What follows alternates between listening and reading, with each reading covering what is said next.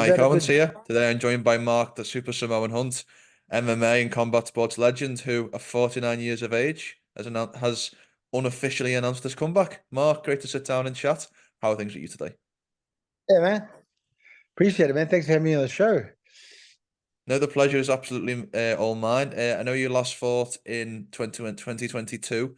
How have things been since we last saw you? Good, ups and downs, same old stuff. I'm just trying to get back on the horse. Management's been speaking to a few people. Really interested in bare knuckle. Been speaking with a few people, but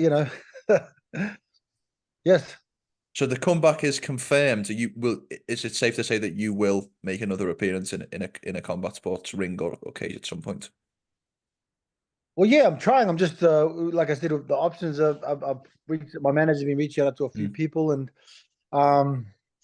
talking. Like I said, I am pretty much interested in bare knuckle, but I saw a photo with Feldman and White, and I think that got cut up pretty short. But who knows? Like I said, I still believe in my manager, Gabriel. He's been speaking to a lot of people, actually. Saudi, he's been speaking with Ngannou's camp. But like I said, I'm interested in totally making a comeback to fight again. What interests you about the BKFC ring? Well, bare knuckle is pretty much how I started fighting before I was an actual pro fighter. I was gypsy fighting. You can look at my hands. I have the scars to prove it all. Not like I want to show you, but I've been doing this from since I was young. So it just makes sense for me. There's no takedowns and all that. And like I said before I saw the photo, I did like my chances of competing against Big Mick and shutting up Lorenzo Hunt, to be honest. But like I said, only God knows the plan. But we'll see how things pan out with how my manager Gabriel comes back with different deals. So yeah. Sorry, I'm just sweating. I just finished exercising, No problem at all. Like a slave. No problem at all. I did want to ask about the Mick. I saw you post your kind of hit list at what you want to get out from the year. I think it ends with a Mike Tyson boxing match in Saudi Arabia. Mick Terrell, is this purely because he's the BKFC heavyweight champion, or is there any beef there? Because I've seen you mention his name multiple times. I just want to clear the air if it's a personal grudge or if it's purely because he's the champion. Well, he's the champion. I mean, I only want to fight the best. I'm one of the best fighters in the world. I feel, and I want the best fighter in the world to be an knuckle, and that's Big Mick. I mean, I like Big Mick. He's a big man. He looks like an honest man, like I am. I like, like I said, I like my chances with any of those bare knuckle fighters. But like I said, Mick's the best bare knuckle gypsy fighter in the world, and that's who I want to dance with. Like I said, my chances were looking pretty good until I saw that picture. I was like, oh. There's nothing confirmed, Mark, in fairness. It may have just been a casual lunch or a very casual business meeting for all we know. I think the whole world knows my beef with Lorenzo, Dana, and the UFC, but they don't know a lot of things that's going on. But I mean, I'm pretty sure Dana wasn't interested in bare knuckle until he seen me blow up the net about fighting bare knuckle. Like I said, I could take the sport to a different level. In the end, like I said, the God knows the plan of where this will go, if it goes anywhere at all. But like I said, I did really like my chances of competing in a bare knuckle competition until I saw that photo. I was like, oh damn, I'm deeply disappointed. But like they have other issues to worry about. They got some serious issues coming, and that's not and I'm not fucking joking about that either. No. Has you mentioned there about you think you could grow the BKFC sport and the BKFC brands even more, but has its rise over the last couple of years surprised you at all? Well, I mean, no, because I mean, like everyone knows what you're going to get when you do bare knuckle. You're going to get it's just straight gypsy fighting. There's no doubt about it. Someone's getting fucked up, and it's pretty raw, man. To be honest, it's pretty straightforward. It's not hard to to think about Kimura's fucking, leg locks and the rest of that jazz. Is just straight, I'm knocking your teeth out. Your teeth could end up in my knuckles. You know what I mean? That's bottom line. Is there a particular reason that you're looking to make a comeback now, Mark? I mean, is it this purely that you've got the itch again, or is there a reason past that of why you want to continue fighting at your age?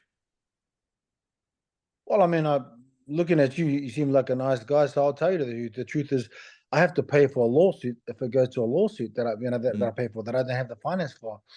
That is the only reason that I'm fighting at my age, and regardless what people think about it, that is the truth. I have to fight in case this goes to a trial, and I'm not letting these guys get away with it. I want to put these fools in jail, and I want to close their company up. That is the reason why I have to compete at my age. And if I have to fight at my age and get up and do this at my age, you can damn well make sure I'm going to put them in jail.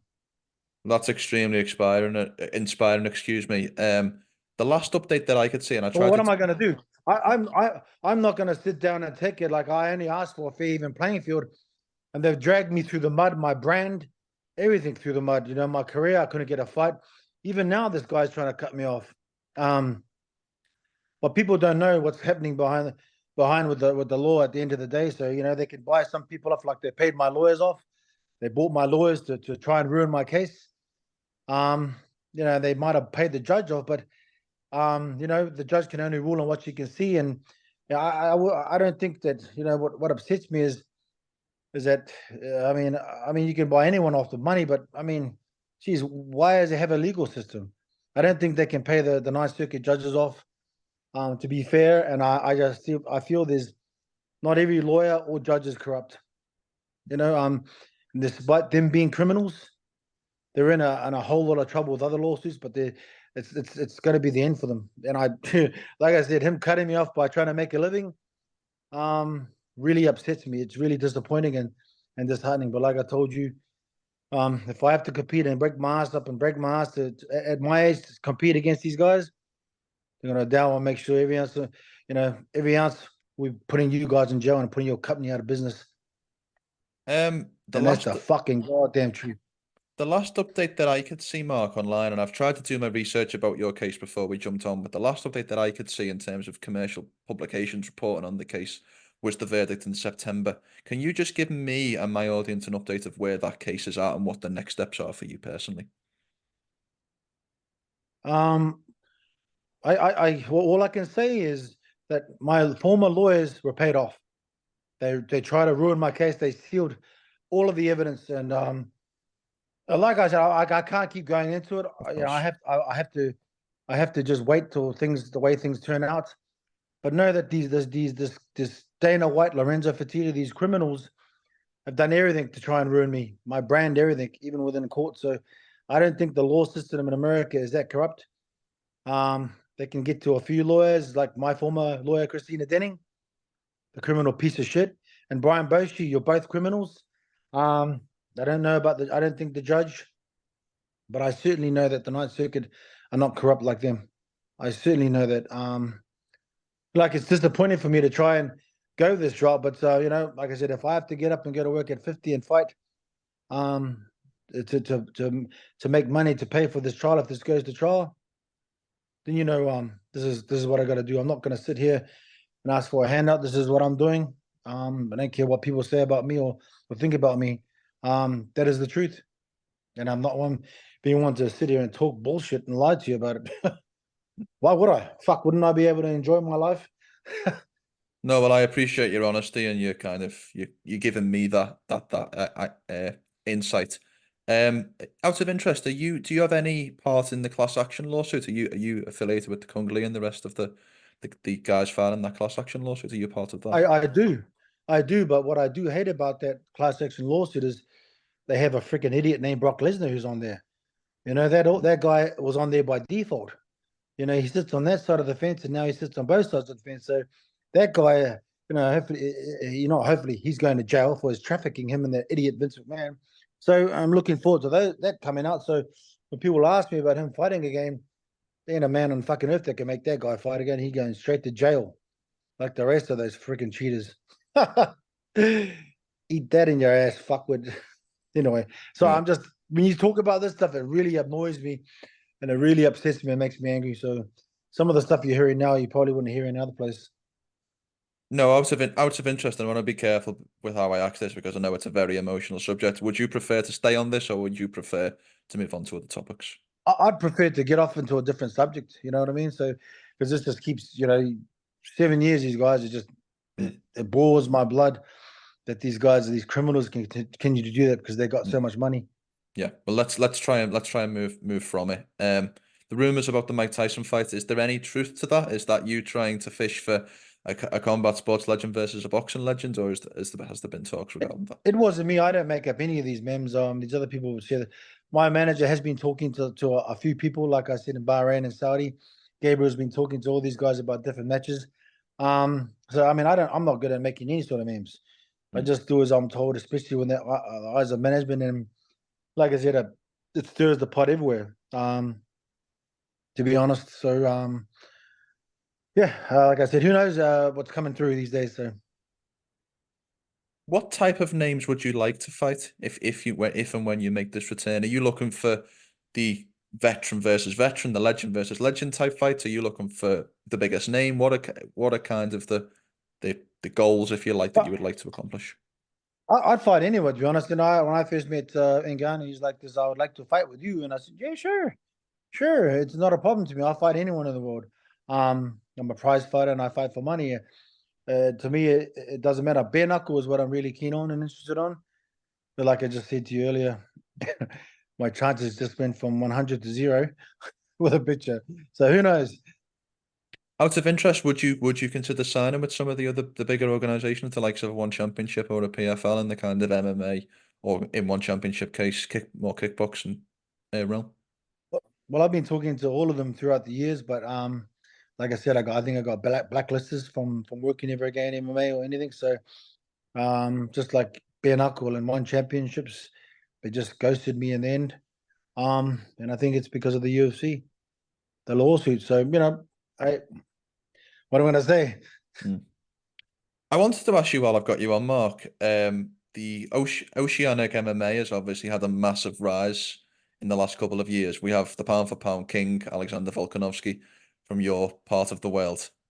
We have former champions who I spoke to yesterday, Robert Whittaker, Israel Adesanya, and many, many more. And you were very much the pioneer, certainly in an MMA sense of that part of the world, I feel.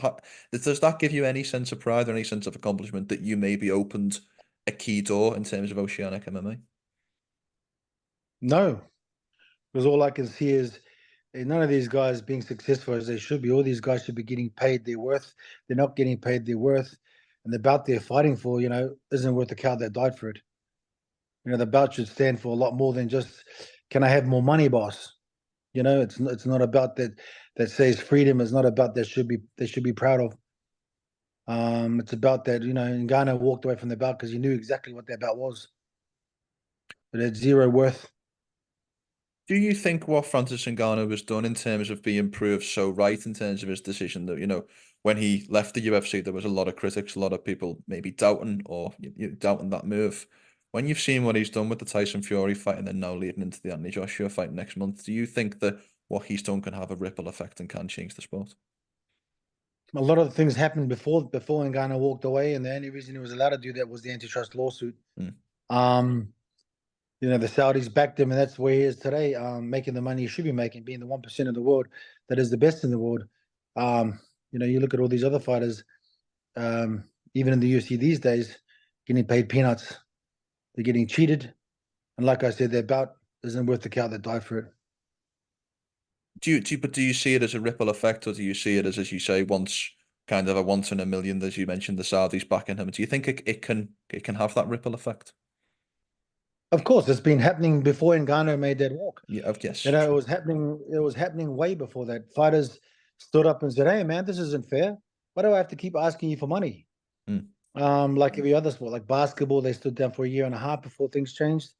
It just, together, I said before, together, all the fighters just said, "I'm not going to work for this company again.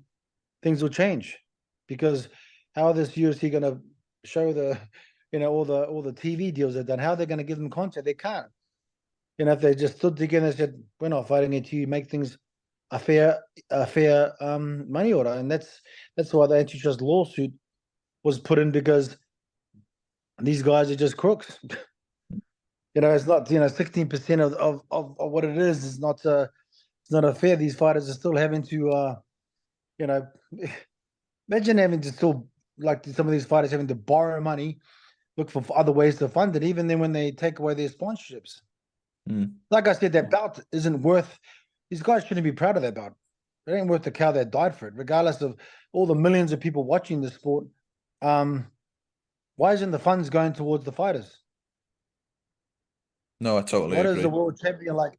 What did the world heavyweight champion like Ngannou had to put that belt in the rubbish and walk him and say, man, I can't take this. I reached out to Roy Nelson and Ray Stefan and said, look, man, he's getting 600,000 back in the day when he started. And when my last fight, I got 950. He's the champion of the world, and yet I get more than him. And 600,000 a fight is ridiculous for the best fighter in the world. So right now you see him getting 20 or 30 mil. Is deserving of what he gets. He deserves that because he is the best fighter in the world, like every other best fighter in the world. But it just doesn't compute when you talk to a UFC champion. The only guy that's ever made money from the UFC as a fighter properly is Conor, and that's probably because of because of the drink he made. But I'm just speaking facts and truth here, man. No, I appreciate it for knowing the truth. So.